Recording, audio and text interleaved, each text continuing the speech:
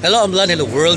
Nako diri karon kasimba, bago ako nakasimba diri sa The Church of Jesus Christ of Latter-day Saints diri sa Liloan, diri sa island of Cebu. Tapos nako yung nakatunan nga gusto nako i-share nyo karon. Magpalandong lang ko kay Puerto Inita, like 9 days ko dito sa Luzon, sa Nueva Vizcaya, sa Metro Manila. Sige ulan, sige baha. Tapos standard ka sa balay, kay lisod mo gawas, basag mabaha ka. Tapos nababot po ko diri Puerto po Inita. Magpalandong ko diri. Ano ko i-share ninyo ha about kanang courage or kanang kaisog or kanang fear, opposite sa courage kanang fear nga murag mahadlok ta, ma-worry ta. So naay doctrine ani gisulti sa Jesucristo nga kung kita magmatarong, kung kita magmahadlokon sa Ginoo, kung kita magbuhat sa tanang kaayuhan, righteousness, mag-alagad ta sa ibang katawhan, or kung kita dili bitaw ta magpadala sa mga temptasyon sa pagbuhat og sala, dito padala sa isig katawo nga mo murag mo influence nato pagbuhat og dili maayo, dapat digid kuno ta mahadlok. So whatever will happen, basta kay nag-follow lang ta, atong gi-prioritize ang pagsunod sa kasuguan sa Ginoo, butan ta magpakatawo ningon ang Ginoo nga ayaw gud kahadlok, kay dapat kahadlokan. So ako nagtuo ko sa Ginoo, nanikamot ko nga ma-close ko niya, nanikamot ko nga magsunod ko siya makasuguan, matarong mag-alagad, nanikamot ko maglikay sa mga kadaot, nanikamot ko nga maglikay sa mga bad influence nga mataw bitang mapabuhat natong dili maayo nga dili uyon sa Ginoo. Tungod kita naglikay ningon ang Ginoo nato nga ayaw kahadlok, dapat kuanta nang maisugon ta.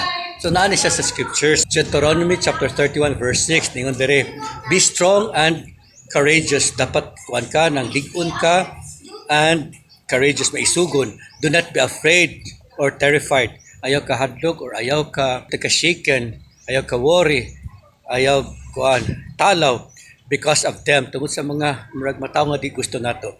For the Lord your God goes with you, tungod ang atong Ginoo sa Jesucristo, ang atong Ginoo nagauban kanato. Bali lang nga promise, no? Maso dita mahadlok ang murag ay hadlok ko nga may pagkas makontra or na against nato, na mga gipa-influensya ni Satanas, tungod kay the Lord your God goes with you.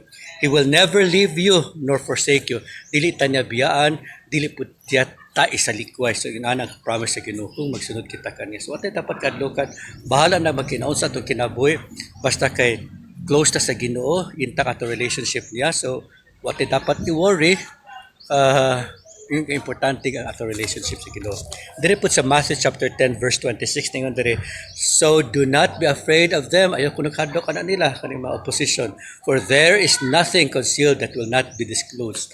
Kung madlok bitaw tag kada mga binuang, ayaw padala ana nila mabinuang, kay there is nothing concealed, na wala kuno nas gitago kada makadaotan, wala kuno nas gitago nga dili na siya masakpan o mabalaan, or hidden that will not be made known, or kada magitago nga masikreto nga dili maayo or sala or kuan nang dili magmatarong, hidden will not be made known. Mailhan ko na siya, ma-expose ko na siya. So in short, walay aso nga makumkum, mabalaan ko na siya. Mga works of the darkness, kanang mga binuang, kanang mga wickedness, kanang mga sala, mga binuang diha, kabalo na ta, digit ko na pwede nga masikreto hanto sa kaituran, makuha ko na siya, mabisto ko na siya, kay kabalo ang Ginoo sa tanan.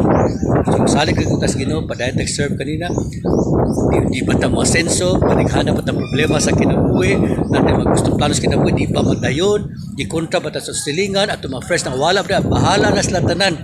Yung na Ginoo, don't be worried, don't be afraid, the Lord will be with us always, if we obey His commandments and do righteousness. I share this in the name of Jesus Christ. Amen. Thank you.